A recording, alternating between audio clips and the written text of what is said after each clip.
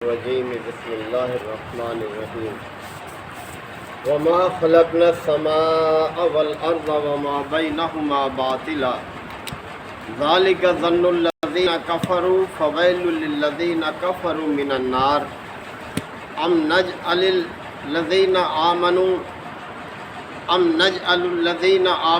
وعملوا الصالحات کالمفسدین فی الارض ام نجعل المتقین کالفجار کتاب انزلناہ الیک مبارک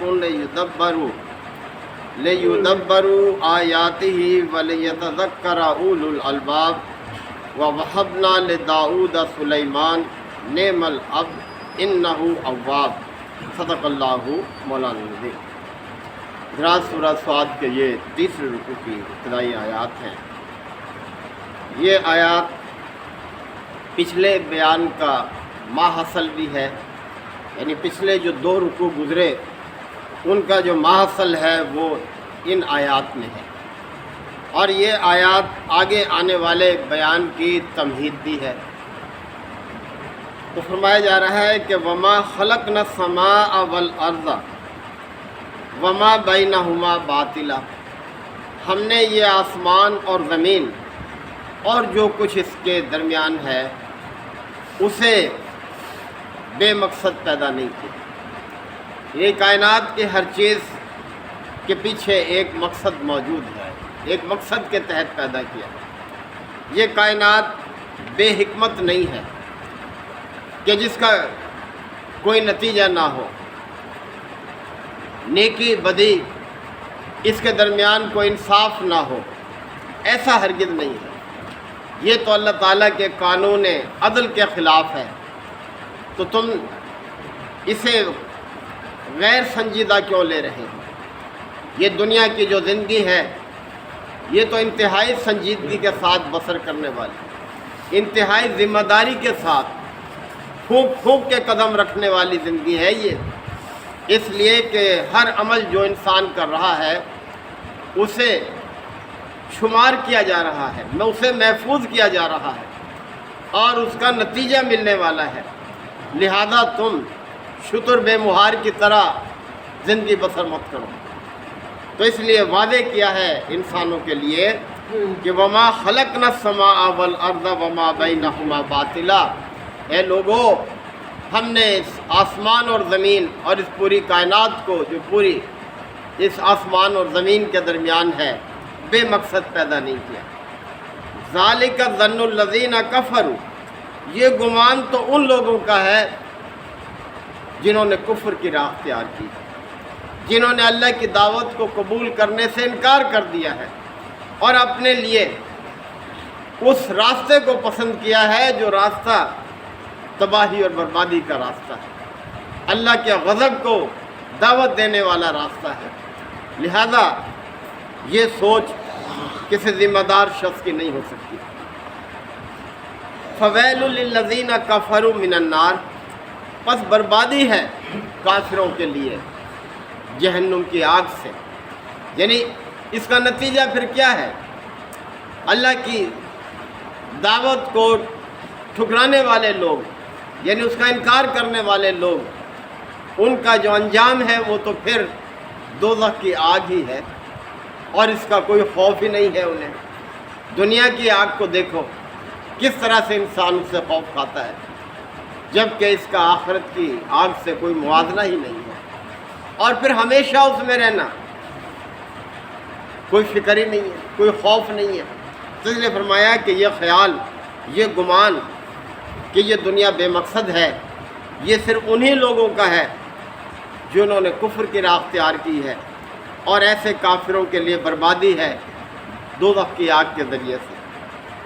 ام نجعل الذین آمنوا وعملوا الصالحات، کیا ہم ان لوگوں کو جو ایمان لائے اور جنہوں نے نیک اعمال کیے ان لوگوں کی طرح سے کر دیں گے، ان کے برابر ٹھہرا لیں گے کالمفسدین فی الارض، کہ جو زمین میں فساد کرنے والے ہیں؟ یہ کیسے ہو سکتا ہے؟ ممکن ہی نہیں ہے کہ ایمان والے اور نیک عمل کرنے والے لوگ انہیں لوگوں کی طرح سے ان کا انجام ہو جائے جیسے زمین میں فاجر لوگوں کا انجام ہے، ایسا ہرگز نہیں ہو سکتا۔ اللہ کے قانون عدل کے خلاف ہے یہ، لہذا نیک اعمال کی طرف اپنے آپ کو لاؤ۔ نیک اعمال ہی انسان کے لیے اچھا نتیجہ لانے والے ہیں، اور اللہ سے بغاوت اور سرکشی، اس کا انجام تو بد سے بدتر ہے۔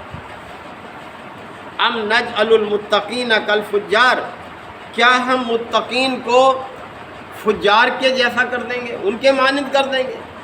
کیا دونوں کا انجام ایک جیسا کر دیں گے ہم سے یہ امید کیسے کی جا سکتی ہے؟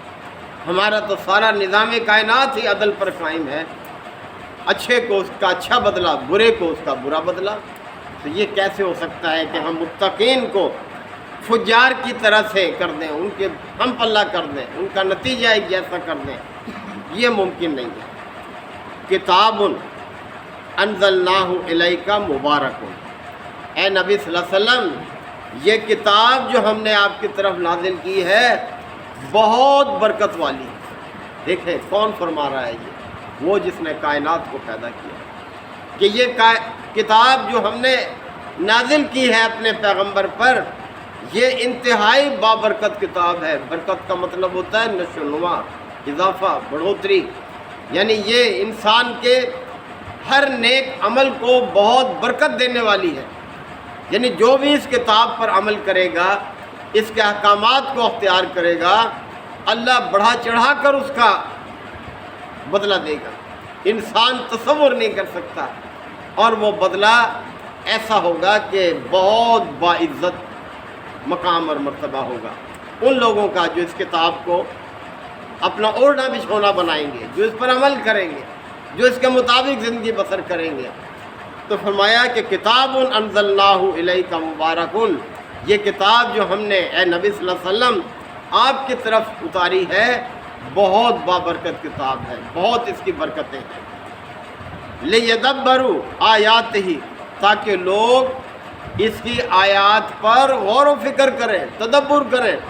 ایسے نہیں ہے کہ بس سرسری اس کو پڑھ کر گزر جائیں، نہیں، ایک ایک لفظ قابل غور ہے، اس پر تدبر کریں، تفکر کریں۔ انسان کے اندر تبدیلی پیدا کرتی ہے، اس کے عمل کو بدل دیتی ہے، اس کے اندر اچھائی برائی کی تمیز پیدا کرتی ہے، آخرت کا خوف اور فکر پیدا کرتی ہے، آخرت کی تیاری کے لیے اس کو آمادہ کرتی ہے۔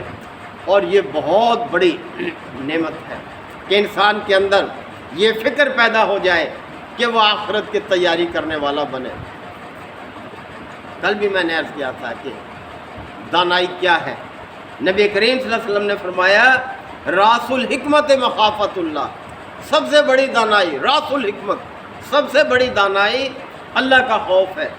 جو شخص اللہ سے ڈرتا ہے وہ انتہائی دانا ہے، صاحب حکمت ہے وہ، اور جس کے اندر اللہ کا خوف نہیں، جو من میں آیا کر ڈالا، اللہ کا کوئی ڈر ہی نہیں ہے کہ اس نے پوچھنا بھی ہے، تو وہ تو انتہائی احمق ہے وہ شخص، خواہ دنیا اس کو کتنا ہی عقل مند کہتی رہے، اللہ کے نزدیک وہ شخص بے عقل ہے۔ تو اس لیے فرمایا جا رہا ہے یہ کتاب ایسی کتاب ہے کہ لوگ اس پر تدبر کریں، اس کی آیات پر غور و فکر کریں۔ وَلَيَتَذَكَّرَ أُولُو الْأَلْبَابِ، اور جو عقل مند ہیں وہ اس سے سبق حاصل کریں، وہ اس سے نصیحت پکڑیں۔ یعنی عقل مند بھی وہ ہے جو اس سے کیا کرتا ہے؟ سبق حاصل کرتا ہے، اور جو اس سے کوئی سبق حاصل نہیں کرتا وہ عقل مند نہیں ہے اللہ کے نزدیک، وہ بے وقوف ہی ہے۔ وَوَهَبْنَا لِدَاؤُدَ سُلَيْمَانَ، اور اب فرمایا کہ دیکھو داؤد کو ہم نے سلیمان جیسا بیٹا عطا کیا۔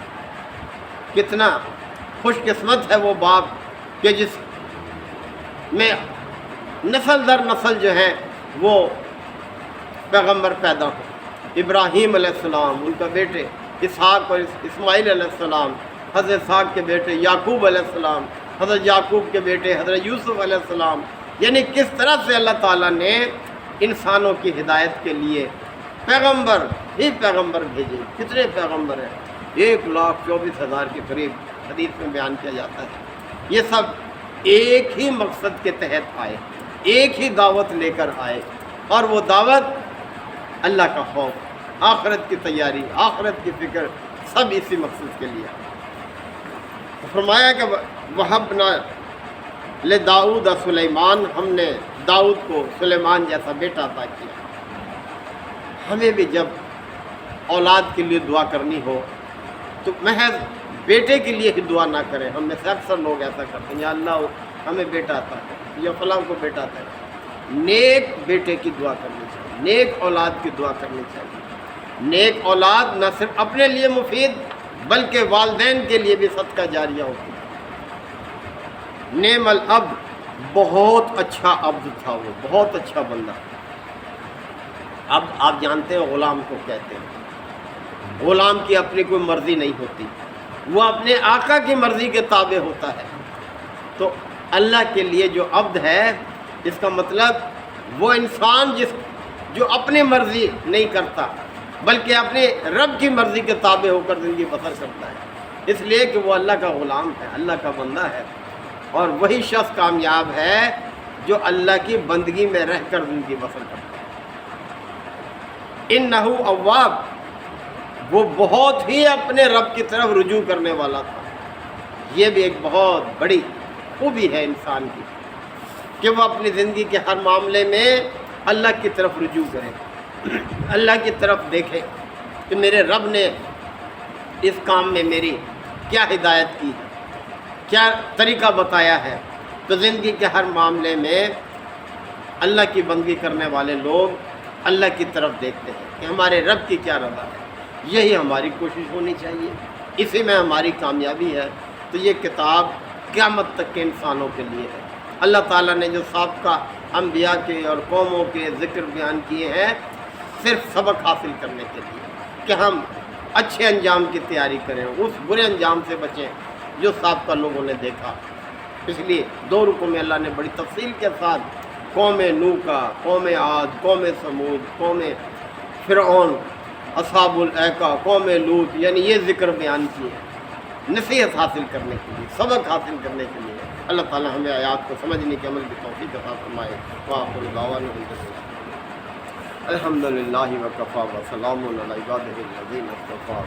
ربنا آتنا فی الدنیا حسنہ وفی الآخرۃ حسنہ وقنا عذاب النار وادخلنا الجنۃ مع الابرار یا عزیز یا غفار یا رب العالمین۔ اللہم انک عفو کریم تحب العفو فاعف عنا۔ اللہم من احییتہ منا فاحیہ علی الاسلام ومن توفیتہ منا فتوفہ علی الایمان۔ یا شافی الامراض اشف مرضانا ومرضى المسلمین۔ یا قاضی الحاجات اقض حاجاتنا وحاجات المسلمین۔ اللہم اعز الاسلام والمسلمین۔ ربنا تقبل منا انک انت السمیع العلیم وتب علینا انک انت التواب الرحیم۔ صلی اللہ تعالی علی خیر خلقہ محمد وآلہ وصحبہ اجمعین۔